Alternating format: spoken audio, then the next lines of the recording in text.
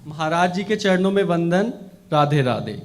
ईश्वर अंश जीव अविनाशी जैसे सैद्धांतिक सत्य होने पर भी हम माया व उसके 5 विकार काम क्रोध लोभ मोह व ईर्ष्या के इतने शीघ्र वशीभूत क्यों होते हैं कि अपने जीवन के मूल उद्देश्य से भी भटक जाते हैं। अपने को भूल जाने के कारण, अपने को जब हम भूल जाते हैं ना तो ऐसा हो जाता है। कई संतों की वाणियों में पाया गया कि एक बार भेड़ चराने वाला, बैठ जाइए, भेड़ चराने वाला अपनी भेड़ को लेकर जंगल गया तो वहां एक शेर का बच्चा भूल से भेड़ के बीच में आ गया। अब वो उस भेड़ के साथ रहते रहते उस गडरिये के सांटे भी खाने लगा। अब उसको भ्रम हो गया कि मैं भेड़ हूं। अब जब वो जवान हुआ तो भेड़ और सिंह में अंतर होता है, पर वो अपने अंतर को नहीं पहचान पाया और वो जैसे भेड़ों को डांटता गडरिया वैसे ही वो डांट खाता रहा।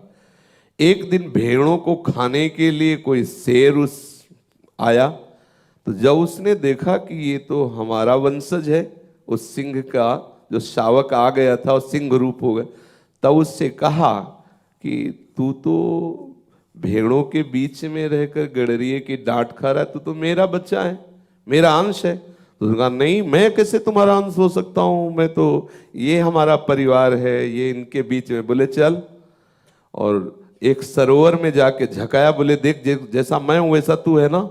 बोले हाँ। बोले अब मैं बोल रहा हूं, और दहाड़ मारी। बोले तू भी ऐसे बोल। जो ही बोला दहाड़। बोले देख मेरी आवाज तेरी आवाज, मेरा रूप तेरा रूप, मतलब तू मेरा है। अब तू जा उस भेड़ों के बीच में मार दहाड़। तो जे दहाड़ मारा तो गडरिया मूर्छित हो गया, भेड़े भाग गई। ठीक हमारी यही दशा है। कोई वीतराग परमहंस महात्मा जब हमारे समीप आता कहता है तू सिंह का बच्चा है, ईश्वर का तू अंश है, कहां तू माया की भेड़ों के बीच में एक काल रूपी गडरिया सांटे पे सांटे मारा जा रहा है और तू भेड़ों के साथ विषय चुगने में अपने सिंहवत स्वभाव को भूल गया, जो अविनाशी चिदानंद स्वभाव। चल, तो ज्ञान रूपी जल में जब दर्शन करा था, देख मेरा स्वरूप और तेरा स्वरूप एक अभिन्न है। और जब आवाज मारता है प्रणव की या नाम की, तब उसके हृदय में गूंज आती कि यही स्वर तो मेरा भी है। तो वो ब्रह्मनाद से युक्त जीवन मुक्त महापुरुष था, है, रहेगा, ये बोध हो गया। भगवत प्राप्ति कोई नई नहीं हुई। नष्टो मोहा स्मृति लब्धा, याद आ गई, मारी दहाड़ तो न कोई माया है न कोई फसाव है, न आनंद मगन होकर चाह मिटी चिंता मिटी, मनुआ बेपरवाह, जिनको कछु न चाहिए वो साहन के साह, महाआनंद में निमग्न हो गया। फिकर फारी फकनी करे ताको नाम फकीर। अब जितनी चिंताएं थी वो सब भ्रामवस्थी अपने को भेड़ मानने के लिए, जब चाहे वो गडरिया मारता था, वो बेचारा पिटता था। एक दहाड़ में अलग हो, जिए काल बस ना परे, समुझ जियाए शरण ते डरत ना काल डर, मुक्त हो गया। हमारा भ्रम हमको फंसाए हुए है। मान लिया दूर से रस्सी ऐसे थी कि अरे ये तो सांप, अब एक कदम नहीं चल सकते, और हमें लगता है वो फुफकार कर काटने आ रहा है, जबकि वो बिल्कुल रस्सी है। ऐसे ही सच्चिदानंद भगवान के सिवा न कुछ था, न है, न रहेगा। जब किसी ने जाना तो यही जाना, जड़ चेतन जग जीव जत सकल राम मैं जानी, प्रभु के सिवा कुछ नहीं। फिर मुझे ये भय, फिर मुझे काम क्रोध लोभ मोह मद मत्सर जितने भास रहे, ये भ्रम के कारण भास रहे। जिससे लड़ाई झगड़ा मित्रता शत्रुता सब स्वप्न में देखा, और जगे तो अकेले हम थे, कोई नहीं था, ना कोई शत्रु था, ना मित्र था, ना कोई। ऐसे ही जब जगोगे तो आप देखोगे केवल परमात्म तत्व है, जानत तुम्हें तुम्हें हो जाए, कोई दूसरा है ही नहीं। समझ पा रहे हो? ये माया का भ्रम हो गया है।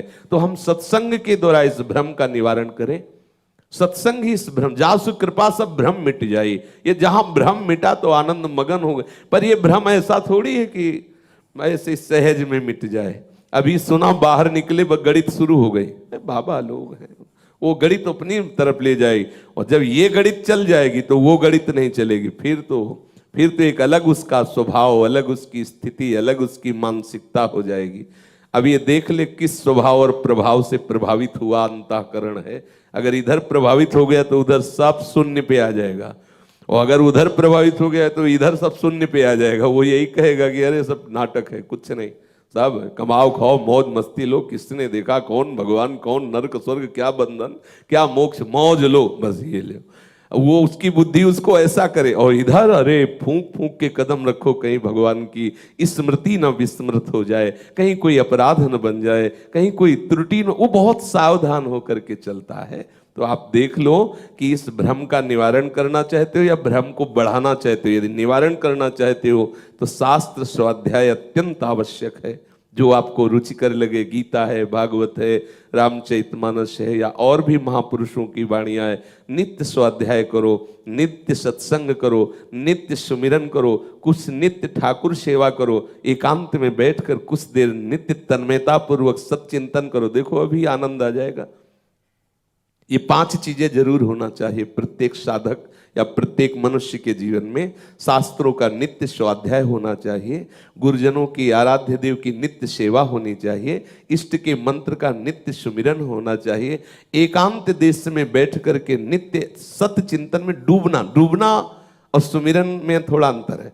जैसे हम सुमिरन करते हुए कोई भी सेवा कर रहे हो, डूबने में होता है कि शरीर को निश्चेष्ट करके कुछ क्षण एकांते सुखमास्यताम, सुखासन में बैठ करके सुखपूर्वक अपने चित्त को लय करना, नाम में, मंत्र में, रूप में या स्वरूप में, जैसी जो गुरुदेव से आज्ञा मिली हो, ये जरूर है। स्वाध्याय, सुमिरन, सत्संग, सेवा और समाधि, जब तक ये 5 स्थितियां अपने जीवन में हम नहीं लाते हैं तब तक हमें माया बख्शती नहीं है।